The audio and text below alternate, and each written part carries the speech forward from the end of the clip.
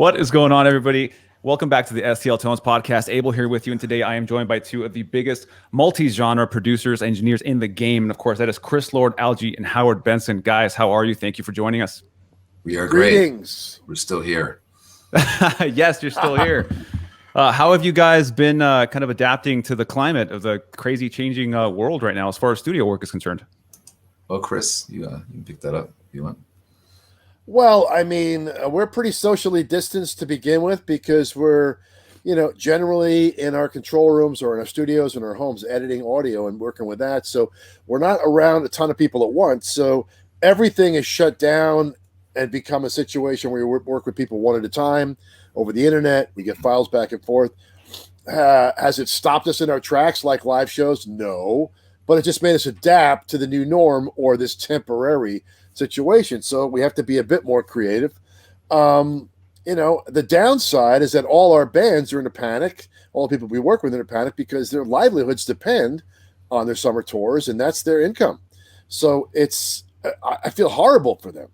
But we encourage them all, and I think Howard would agree with me on this, encourage them all to stockpile music and keep working. So, focus on what you can do and don't worry about what you can't.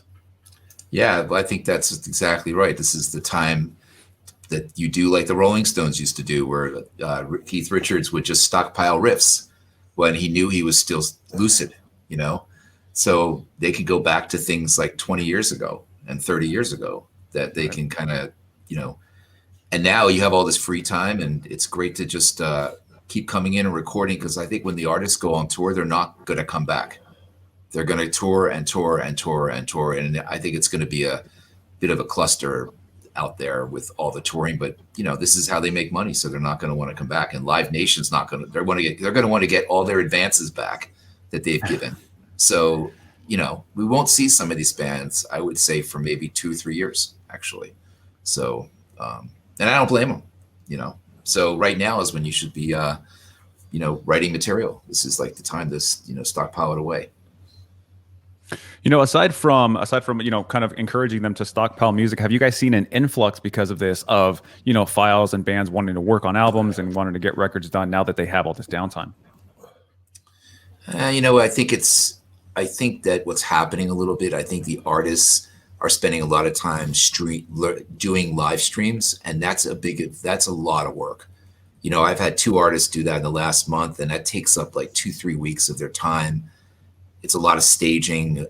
There's a lot of some of the artists aren't in the same, place together, and they're not used to recording remotely. So I think it's a few of the artists are okay with it, but some of them aren't. I think it's an adjustment. And I also think some of them are kind of depressed, to be honest. I mean, when an artist is up and working and moving, it's funny, you get more records done when the artists are on tour because they have no time to think about it. They tour, they run in, they do the record, they run out, they go back to tour, they run in and do the record.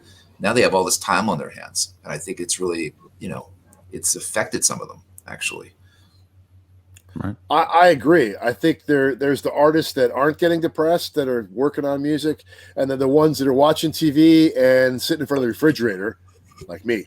But I've seen a real influx in heavy metal polkas and music from around the world. I never knew some of these countries existed, and my inbox fills with stuff that's in tempos I can't even calculate.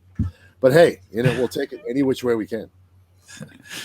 Of course, and obviously part of the the whole online explosion. Obviously, everybody doing everything on the internet does have to do with a lot of software and plugins and things like that, kind of leading into why we're all here today. And of course, everybody, as far as everybody knows, we have the Howard Benson plugin with STL Tones in the Tonality series. What we have coming out, though, is I'm not going to get into all the features now, but we do have some added features coming out to that. And of course, we have the Chris Lord Algie expansion, which is going to offer various preset banks being added to the plugin. So, kind of leading me into the next question, what is the dynamic, from you guys working together, on an album as opposed to now being together in a plugin? Is it that close of a working relationship to where those are all just going to work together?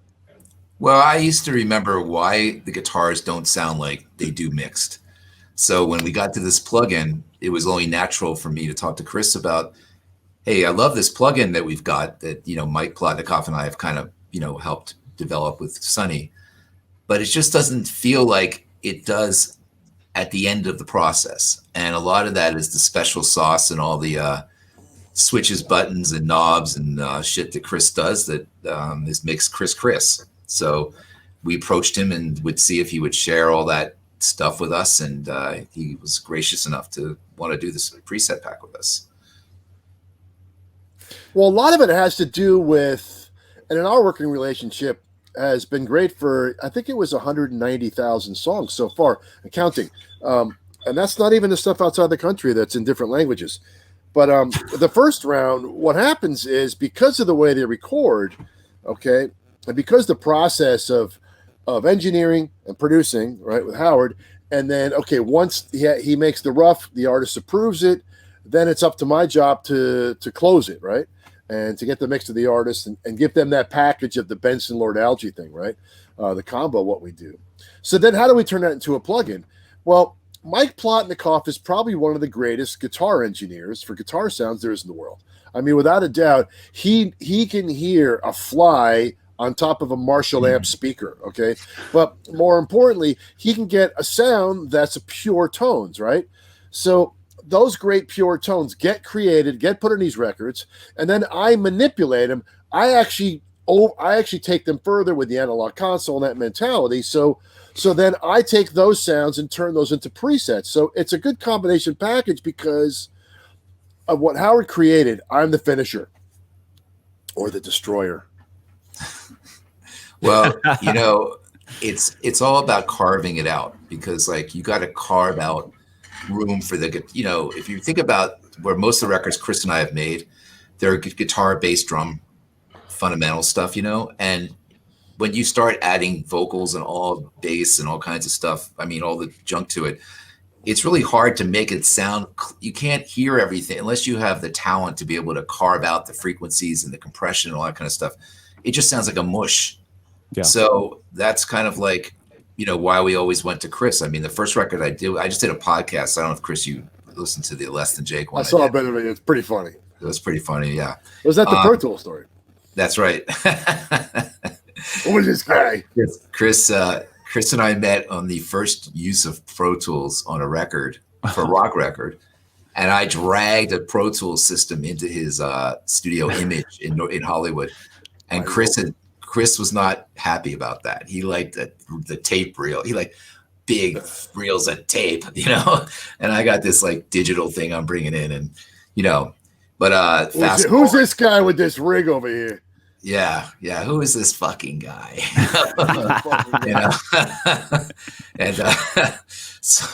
And I was freaking out because I was like intimidated. I was like, oh my God, my first time working with a pro like this, I'm fucked. So, you know, like, but you know, what happened was, like, a lot of the time back then, we really weren't able to record in Pro Tools very well. Like, we were learning the system. Like, we didn't realize what 16-bit versus 24-bit, 96, all that kind of shit.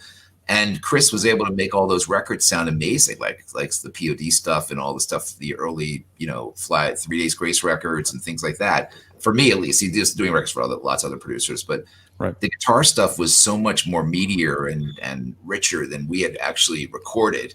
And a lot of it was also because in Pro Tools, we were getting the not the benefit of tape, but not the benefit of tape. So we were not getting sounds that were that great. So yeah, eventually we got used to the process, of course, you know, but yeah, that's how we started pretty much. Yeah. You know, I think, you don't go ahead. Well, to continue on the story, and it's funny because when we mixed the first record together, I was still in that place where stuff was showing up on 2-inch. I was transferring it one reel at a time to the 48 dig, which is still sitting over there. And that was the format because it was a 48 dig open reel, and that was working, right? Back there in the early 90s, Pro Tools had not really been, you know, worked out to the point where it was an easy interface. So to have something new I had to interface into my system was like, wow, it was very alien to me because of time code and lockup. But the funny thing is, looking back now, just what you can do with editing with Pro Tools versus analog or versus even open digital, I mean, it's a completely different world. It really made, at least in my life, me more competitive with Bob Rock, for example, or Bruce Fairburn, who had tons of money to work on projects. You know, they had all this money, and I didn't have any hit records, so I was getting like $30,000 budgets and stuff. And so Pro Tools was even the playing field for producers. You know, it made it that, you know, and obviously it's gone way beyond that. Now anybody can make records at home, stuff like that. So, but guitar tones for rock records, guitar tones, I would say, are almost as important or more important than drum tones for most of the bands I work with. Those guitar tones have to be great. And I've never had anybody complain about any of the stuff that Chris mixed for me, the guitar tones. So that's why we wanted to present something to the you know, people who want to use this plugin that was really representative of what we were really doing and what we are still doing. So, and that's why we, you know, came up with this idea. You know, we call it the trilogy. Or the trilogy, yeah, exactly. The interface looks great on it as well. You know, I think when this came out, this was really one of the first plugins that was right in the wave of really true, actual good plugins. You know what I mean? There was a lot of stuff being made, but there was none of it was realistically usable. When you guys got with STL Tones and STL Tones started releasing this real world, people were just blown away by the tones you could actually get by it. I still think there's a disconnect between tones that sound good coming out of your speakers and something that sounds going to really good when you hit play on your mix, even if you're you know, a very novice mixer. But I think a lot of people are excited, especially a lot of the metalheads and rock kids of today who see you guys working on something together and then knowing that they can get both of your tones in one central plugin. Chris, you have a preset bank on there called the CLA Creations preset bank, and I just wanted to see if maybe what was your thought process creating that list of presets? Well, it was going back to the recordings that were on the record and what they sounded like and how I could emulate those.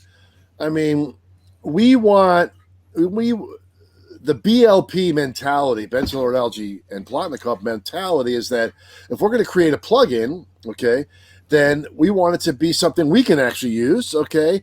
And anybody could just have something like this, right? One of these SSL 2 pluses, plug their guitar in, go into Pro Tools, DI in, right? STL tones, boom. Okay, what do you want to do? How far do you want to go? How heavy, how clean, how dirty, how whatever, and not have to worry about anything else but that. And that's the end game.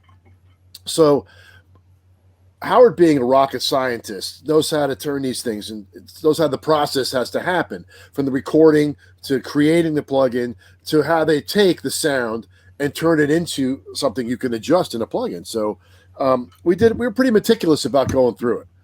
About creating the, you know, look, I was there to just create an expansion pack based on the original thing they do.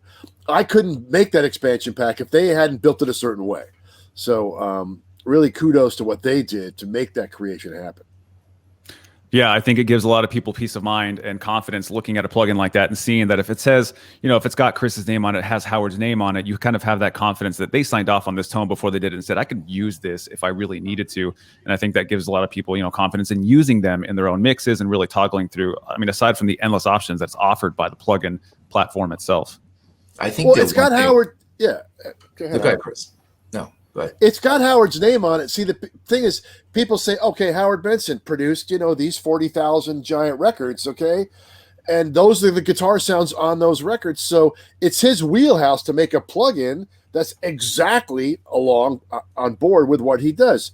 Like, you see the plugins I make, they're on board with what I have, what I know. It's what he knows. So it's a guarantee you're going to get that result. So, Howard. Yeah, I think that one of the things that we sort of wanted to do is, you know, what Chris does to the guitar tone is something that only Chris can do, right? That's like I actually don't even know what he's doing. So I like that, actually. But one of the things that we set out in the beginning of Sonny's plugin, when we started with the beginning, was that simplicity. We wanted people to be able to plug in and go. And I learned a lot of that from Chris, actually, because Chris was the first guy I ever met that could mix a whole record in one day. And I remember thinking, wow, that's so friggin' cool. And he's actually got a point. Like, what's, you know, if you have a process and the music is great, why do you need to sit around like you sort of know your business so well, you know? And I think with the guitar plugin, that's what we want people to do. We want to be able to plug in and go. That's their job, is to be creative. Their job is not to be knob twiddlers. That's not, you know, and I always kind of felt like with Chris, we wanted to make his job simpler as a mixer by delivering him really well sounding stuff. so he could spend time being creative and mix the stuff. So the whole point of this stuff was to keep the creativity really high and the tempo of the process really fast, you know. So that's always been the idea behind it. And I think giving the CLA preset plugin is sort of like, okay, now you don't have to even go through the next step. You can just plug in and you're there, you know. You don't have to do the rest of that stuff. So The finishing. yeah. Exactly. You're taking a plugin that already has, it's obviously very full of options. You're adding more options to it. And then on top of that, you're adding the CLA preset banks, which is now just going to give you an absolute plethora of what you need to really, and obviously you look back at the list of albums and things that you guys have produced, engineered, and just been involved in as a whole. And like I said, you just know that you're going to be able to find something in this plugin that you can definitely use. It is a very usable, applicable plugin for everybody to use. Well, you know what? One of the best compliments I think that, and I'm sure Chris knows this about his plugins, when the artists you've worked with want to use your plugin, that actually is sort of validating, because like a lot of the artists I work with, they want to use the STL guitar plugin because they go, wow, this is the closest I can get to being in your studio that comes out of the speakers. And when they hear this next version, they're going to be thinking, this is the closest I can get to having a CLA mixed version of the guitar tones, you know. And if the artists validate it, hey man, that's for me the best, you know. Definitely. And of course, and you know, Chris, there's also being a preset bank added with bass presets in this. What is the difference between the way you sort of go after and try to curate a list of guitar presets versus bass tones? What type of universal, like, you know, range are you trying to cover with that? Well, I mean, I just try to run the gamut for what you're going to use in a mix. I mean, to me, bass is always a problem in a mix because the complication between bass and bass amp are they never get along. They're like the odd couple. You can never get them to work together. They're always fighting. And then you put them together and it just sucks. So the only person that could ever get it right was on Howard Records, because you'd have DI, amp, distortion, and sub. So he like mics a subwoofer, and then it's like a Taurus bass pedal, and it's all in phase. Because being a rocket scientist, it's just not going to be out of phase. It just doesn't happen. So when you put the four faders up, it actually creates something. I get every record I get, bass and amp. I'm like, okay, let's give it 5 minutes. No, let's give it 5 seconds. I'm like, this is going to work. Let me just use a plugin on it. Give me a DI and let me modify it with a plugin, and I always get a better result.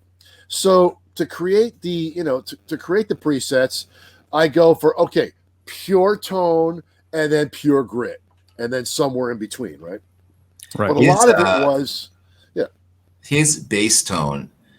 I think, I'm not, saying anything that Chris doesn't know, but the bottom end of Chris's records is that's the reason that I think that Chris gets so much work, to be honest, because nobody gets that right. It is literally impossible to get the bottom end as good as he gets it. It's tight, but big and fat, but doesn't vary. It's not woofy. It's not sloppy. And we've given him some classically bad bass players. I mean, we've given him guitar players that learned how to play bass that day, that kind of shit. So, we're not talking about Paul Bushnell bass players here. We're talking about, guys who can barely get a note out. And when it comes back and it sounds amazing, you're just like, I don't know how the hell he just did that, but it's awesome, Well, thank you. Remember back on Satellite and POD, what's the bass player from POD's name? Trey. He was just so, nope, it doesn't sound right. That's not right. That's not my bass sound. So I saw that you had to jump through hoops to get a bass sound right. And I think that was Randy Staub engineered that record, right? Yeah. Staub, yeah. But when I heard it, when I listen to it now, some, 3,500 years later, it worked great for that band. So it's always a challenge. And we did that one Crazy Town record where, oh my God, it's like a booty quake. The low end from the sub on the bass. The bass player, I don't know, it was like a magic record in the way the bass tone came out, because there were songs where he'd go down to like a drop D or something, and it was like, whoa.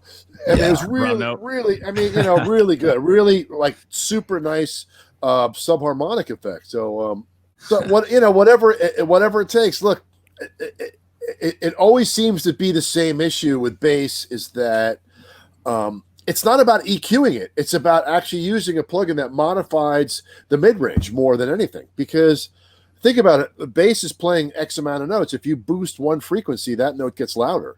It's not like a guitar that has 6 tones at once.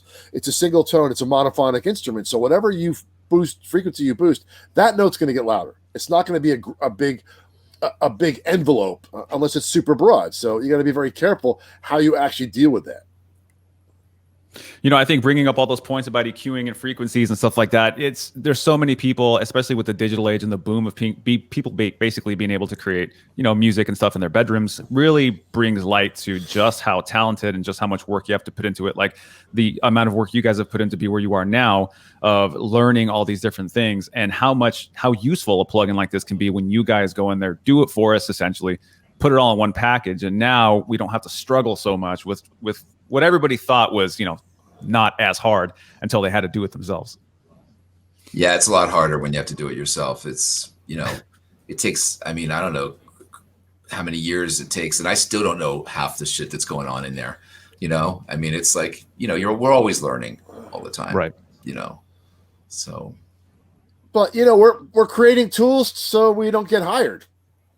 Yeah. Yes. We're creating tools to help our people. We're creating tools about what we know, right? So I think that's great. Does it make us not viable? Never. Because no matter what's in a box or in a plugin, what we hear is different than what we can create, because what we create is for a specific purpose.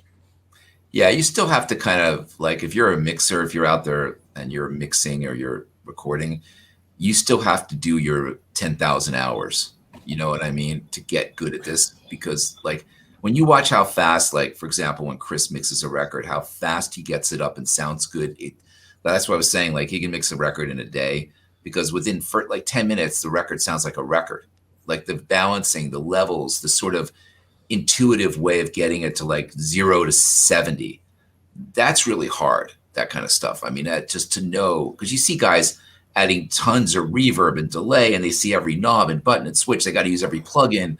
It's nuts, Sometimes like you use less. Less does, especially in the arrangements. I don't think I deliver Chris too many really bad arrangements like that are over 120 tracks. But I use the Benson Plotnikoff sessions to show people what a session should look like in the organization, how it should be labeled. Aside from producing meticulously the way he wants a record to sound, he actually makes sure that the audio made part of it, that the session is clean to look at and simple, and that there's nothing there that doesn't need to be there. Labeling is really important. And we're not here to talk about that, but like, I hate sending stuff to, if I would never send something to Chris where the if the guitar tracks would say Steve left, Steve right, Joe mono, Stewie, late night. Right. I name them guitar left, guitar right, guitar 2 left, chorus guitar. Like, what is the position? Like, what? It's like baseball. What's the position? First, second, third base. So that way, when he looks at it, he just sped up his time by hours, not having to listen to every single track and go, who is this? What does this mean? Like, what is that? That sounds like not a big deal, but it is a big deal when you're into hundreds of tracks of things. Oh. Right. So I'm getting stuff that says vocal.dupes 1, 2, 3, 4, 5. Doesn't even say who's what. Who's on first? What's on second? Oh, the dupe stuff. The dupe stuff's killing me. Yeah. It's basically a lazy way of mixing a little bit, because you're just kind of like, instead of actually going through the sound and getting it right, you just keep duplicating shit and you just keep adding plugins onto it. And to me, it's like it just sounds like phasey, because you're getting the same thing repeated. 4 vocals that are duped. Like, anybody hear of phase shift? So it's a matter about how clean you want to be with your sessions. I could almost write a code book about what should I name these things, and then you could have, like your lead vocal could be LD space V plus, which means it's tuned, and maybe a T after it. It's got to have been timed. Whatever, if you've modified it. So I think it should be a code book on the short words that thing can be named, but that becomes part of the job. It's really interesting that every morning when sessions come into my office, because my cat wakes me up at 6, and I'm editing, I'm renaming the files. Okay, because I don't care. It's like, look, if they send me a fixed part, I'll figure it out. But I can't deal with the song title in the name of the song, in the name of the audio file. That's really annoying. But the worst ones are when you get them in and it goes, okay, let me see. I'm looking at 6 tracks: audio 1, audio 2, audio 3, audio 4. Like, yeah, I know it's audio, you know. That's one of our big pet peeves and frustrations we have as creators. I mean, his naming, and it's also organizing it, and you know that it's not little bits and pieces everywhere. It's all very well put together. Yeah, like what would Mozart do? You know, he'd want a good-looking score, right? He'd want to be able to flip through the pages and go, "What's happening here? What's happening here?" And you know what? Too, you can show it to an artist if it starts with like the way I do it, vocals and down to guitars. You can see the space. You can almost see it like a score, and you can show the artist, "Hey, nobody's taking a rest here. Everybody's playing every second. Maybe you guys should use those little square things that are in scores. They're called rests. That means don't play." You know, so maybe you could use a few of them, you know. I mean, there's no space here. It's just like a, you know, dense thing. So, and you know what it is when I give something to Chris. It is a score. You're right. You see it as a score when you look at the big picture. You're so used to seeing the score in a certain way. Right. That's how I look at it, you know. I used to drive Chris crazy. I used to print out before Pro Tools was in the other side of the room. I used to print out the front of this thing. I did a screenshot. And I would sit next to him with the screenshot. And I had to get Chris used to that one. I was Howard, you were the one remember you came in my room and said, "Hey, this is a really good story." So, you know, Howard's bringing the bands over. We're working together. He knows that he brings them in here once, and he can leave them to me, and he can go back and work on the next record. But he comes in, and there's the speakers, and there's the 6 Grammys across the front and the meter bridge. And he goes, "You need to put the Pro Tools up there so they can see it, not just on the other side of the screen, so they can see it." And remember that? I had no Pro Tools screen in front of me. Simple it was plan. on the other side. My assistant was looking at it on the other side of the console. So I had this come to Jesus moment or whatever, right? And as soon as I put the screen up and got rid of the Grammys and took those things at home, then the bands were a lot friendlier, and then we could actually see what's going on. And they're sitting, I'm actually seeing the music, seeing what we're doing. So we're on the same page. Because, you know, my assistant would prep, and I would just look at the meter bridge and worry about that. And that was, 10 years ago at least, right? Yeah. I remember Chris said something funny to me because, you know, he got a little mad at me. He said, "It doesn't matter what it fucking looks like. It matters what it fucking sounds like." And I said, "You know what, dude? I agree with you completely, but to the bands nowadays, it actually does matter what it looks like." Yeah. I mean, you know, I'll be honest. When I'm looking at it, I see I have to do edits now. So I've gotten to the point where I have my keyboard right here that I can slide across. I have my nice freaking touchpad, boom, and I can edit quickly right on the spot there and arrange it. So look, there's no going back. But you do miss the Grammys. Come on. Yeah, they're at home. Yeah. I mean, to be honest with you, I don't. I actually want more screens. I prefer to have more. I don't miss them anymore. I need the fucking screen in front of me. But yeah, I do miss them because there's a certain, you know, when you get these comments about it doesn't sound like the demo. I'm like, let me ask the 6 Grammys what they fucking think it sounds like. Anyway. So the plugin itself is STL Tonality, and of course it's the trilogy, and of course that's referring to Benson, CLA, and Plotnikov. So actually, there is a deeper meaning to this. Okay, it actually refers to the Emerson, Lake and Palmer record trilogy. Yes, and Chris and I are fans of Emerson, Lake and Palmer, so we just kind of were spitballing one day. And we just gotcha. There we go. We were going to put ELP. Good to know. Good to know. Well, without him being here, what is the dynamic between the 3 of you guys? Let's say the 3 of you guys were in a room. You guys are going to start on a record, if that's even something that happens. What do you guys just automatically know what your role is, and so what's the dynamic between the 3 of you guys working on something like that? I think it's so automatic at this point that it's. You know, I mean, there's been times where I've heard back from Chris saying, like one time I remember leaving the sub bass off for a while on the bass, And he called me back and he said, I want that sub bass back on. So we started doing that again, and just little things like that. Or I like this kick drum sample you guys are using, or things that, when we were going off a little bit, sometimes we kind of like veer off course. He would call us up and say, hey, maybe you should try, especially when we moved to our new studio, we were listening differently. And there was a lot of communication about tones. Like we had gone from bass 7 to the studio I own now, but things change when that happens. So there's a lot of interaction, but it's mostly about that. When I deliver something to him, I just kind of wait till it's mixed and that's it. I don't really make even that many comments, honestly. So, if it's within, the way I look at this kind of thing is like, if it's like a ball field, if the ball lands in right, center, or left, and it lands and they don't catch it, it's a hit either way.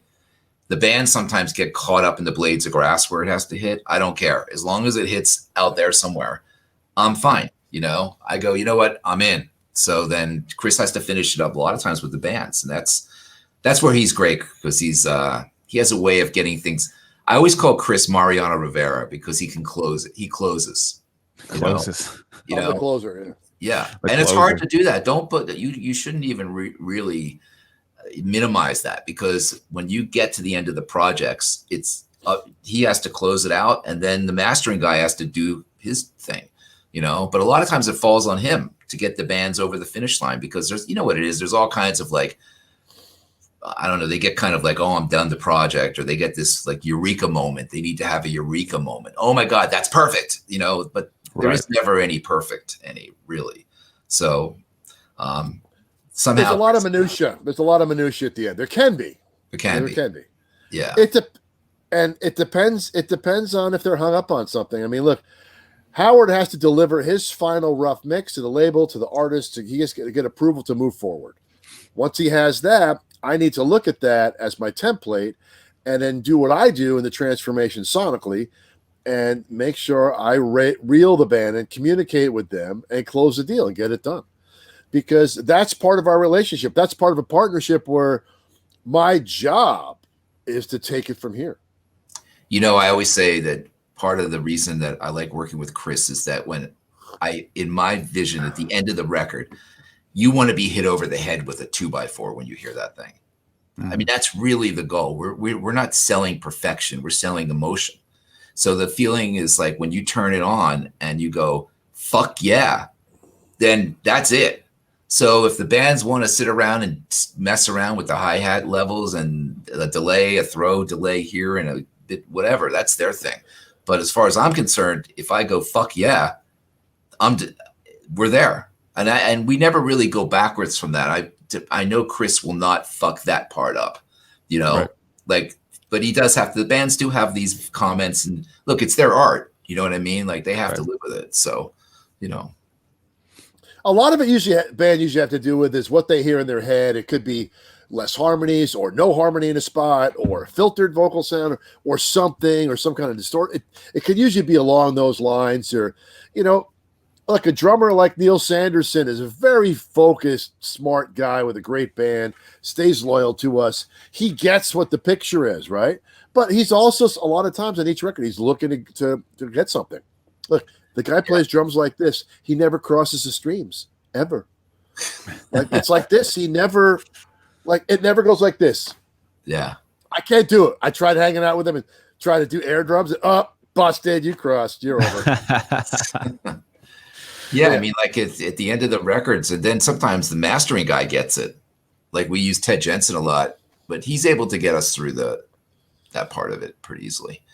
Yeah. I'd imagine now the more, that self-education is out there, the more these guys think that they are, mixers, and they think that they're kind of somewhat engineers, and they walk in and I'm just that is the problem. Yeah, because we're not trying to change their art. We're not like I remember with Seosin, they made one of my favorite records that we've made, even though it was really difficult to make it. But I think what they were arguing about were things that we held our ground on to make sure they would be happy in 2020 about their record, and it's we can see the future of this, the sonic part, because we've been through it a lot. I mean, nobody. Like in that particular project, I remember that was a busy drummer, and I remember thinking to myself, I'm not going to say a word to this drummer because he is so fucking good and he's playing all over the place. But that is the magic. It wasn't like, what is the EQ on the snare? That's the part. Why are you guys worried about that? You know, like that's the part we're trying to get right. You know, there's enough chaos here, you know. The bigger danger is that they all think they're mixers, and that's great. You know what? I agree with Howard's 10,000 hour rule. I mean, Yeah. I've mixed 25,000 songs. That's more than anybody on the planet, or more at this point. But I mean, you know, these novices have plugins and Pro Tools. Great. Well, look, keep practicing. You'll get better at it. But it can sometimes make our job a little challenging because of their somewhat knowledge, you know, of what they think they can do on their laptop or their headphones. And But hey. demoitis. Demoitis is, you know, I was about to comment on that. Yeah. I can't think of any worse disease besides COVID. I think demoitis, if we could find a vaccine for that would Yeah. Whoa. you know, Yeah. that would be, because I mean, seriously, these guys get married to something, you know, they listen to it a million times. And like one thing that Chris and I are really good at is that we're not married to anything. Right. Our job is not to be married to things, you know, is to be constantly looking for, you know, not, hey, if it's ideas we have and they suck, then they suck, you know? So, but a lot of bands, like we had one artist that came in that listened to his record, his demo for a year, and we had no chance of making this guy happy. I remember. And I just thinking, I mean, come on, just use the demo. It's at some point you just go, you know what, just use your demo. What's the point? Yeah, if you're happy with it, what do you want me to do? Yeah. Yeah. Why are we Let's here? cut a new record so you get used to that. Yeah. Yeah. Exactly. I think there's so much available to people now that there's this weird little gray area of space where, you know, we can't afford to have anybody, especially like you guys or, you know, even some of the lower echelon guys that are doing it. We can't afford them, especially when you're just writing music for fun. You got your band, you know, you still have your day jobs and stuff. So they work on it. And then they're showing stuff to people and people are like, man, you made this. This is amazing. That gets in there and they're like making demos left and right. But they don't realize that this gray area that we're all living in is still underneath this whole upper echelon of people who are going in and making hit records. You know what I mean? That's just a whole different just ball game and architecture, you know, completely. You can use the plugins that I mean, Chris has an amazing amount of plugins, and they're amazing, and they're really sort of the gold standard for plugins.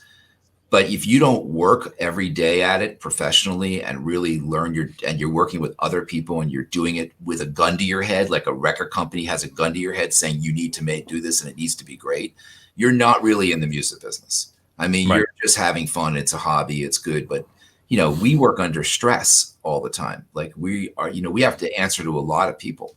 You know, the artists, the label, the managers, the agents, the lawyers, the girlfriends, the boyfriends, everything.